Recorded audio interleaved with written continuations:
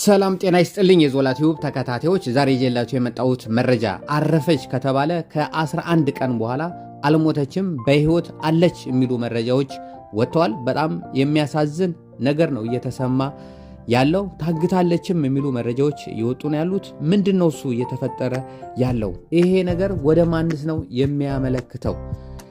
በስለሷ አልሞተችም አለች ምንድነው መረጃው እያሉ ጠበቅ አድርገው የሚከራከሩትን ደግሞ ልጅ አላችሁ ወይ ልጃችሁን እንደፋላችኋለን እያለ እያስፈራሩም ያሉ ሰዎች እንዳሉ መረጃዎች ወጥተዋል።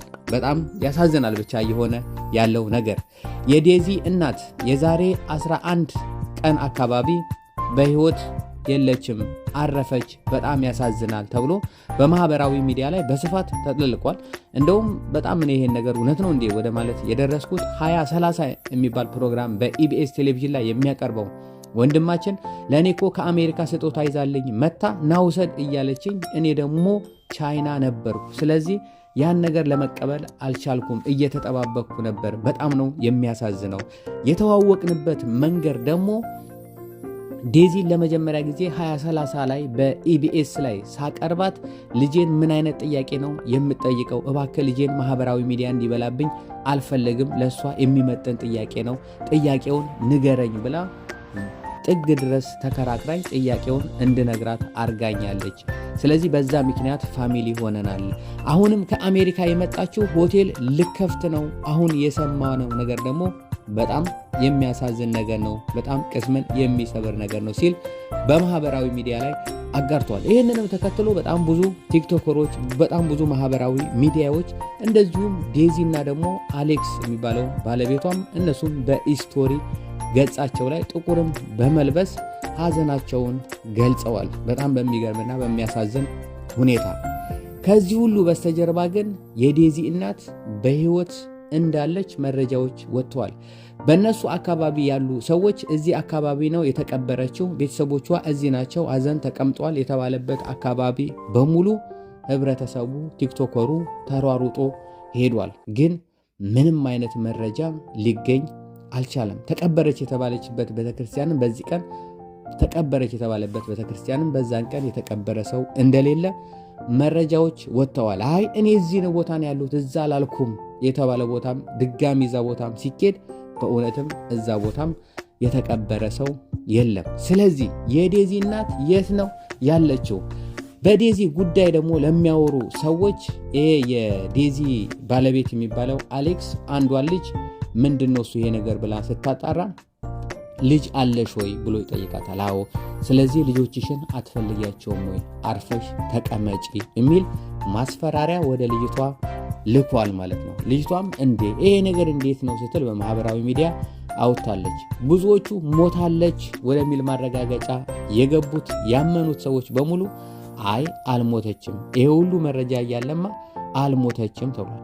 ሞታለች፣ መቃብር ነው ዛሬ ነው የምትቀበረው የተባለ በሚወራበት ሰዓት ላይ ግን ዴዚ የምትባለው አሌክስ የሚባለውም ለአንዳንድ ሰዎች አፋቸውን እንዲይዙ አንበሳም ነብርም ጊፍት በቲክቶክ ላይ ሲያወርዱላቸው ነበር።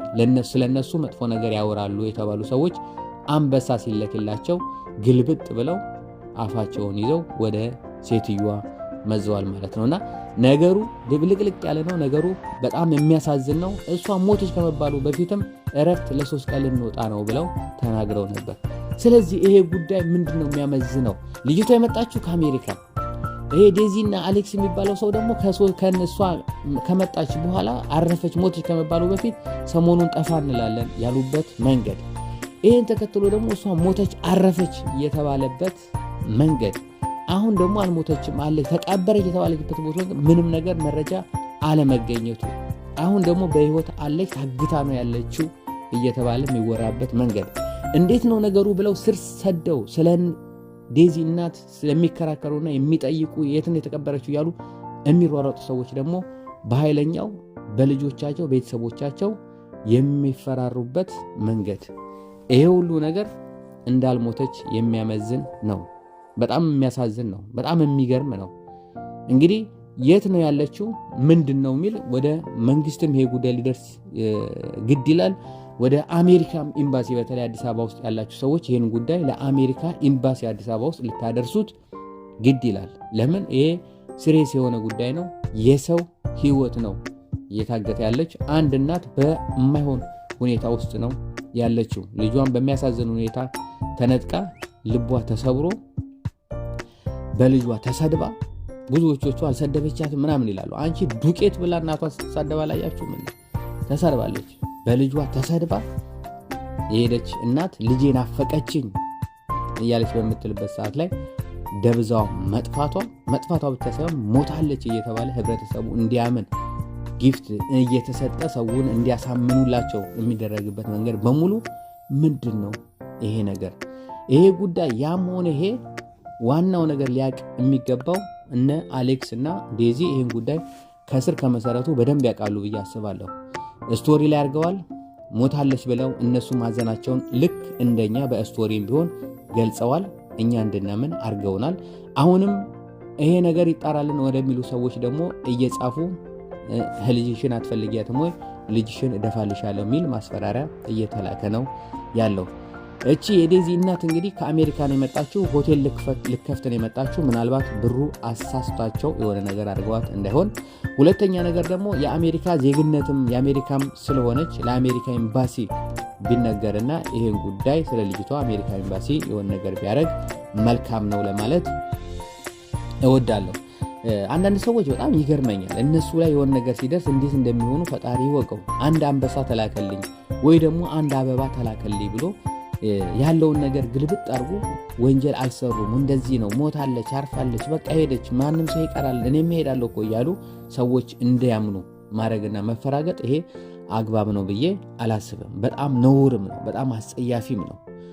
እንግዲህ እኔም ራሴ ከሰማሁት አንጻር ካየሁት አንጻር አርፋለች፣ በጣም ነው የሚያሳዝነው፣ ዛሬ ቀብሯ ነው ብለዋል ብዬ አንድ ቪዲዮ አጋርቻለሁ። እኔም ግን አሁን ደግሞ የምንሰማው ደግሞ አልሞተችም አለች የሚል ነው።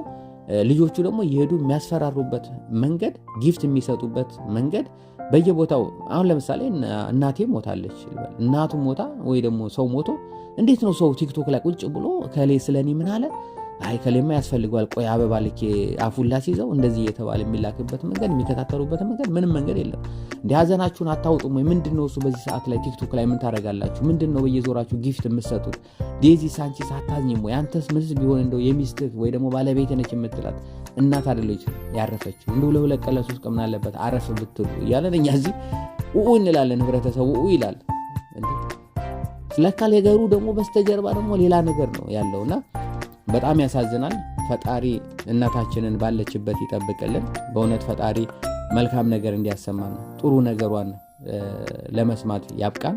ይሄ አልሞተችም አለች የተባለው እውነት ሆኖ በህይወት ተገኝታ ያሰበችው ያለመችው ሀገሯ ላይ ልከፍት የነበረችውን ሆቴል ከፍታ ለማየት ያብቃን። ይሄንን ነው የምለው። በጣም ያሳዝናል።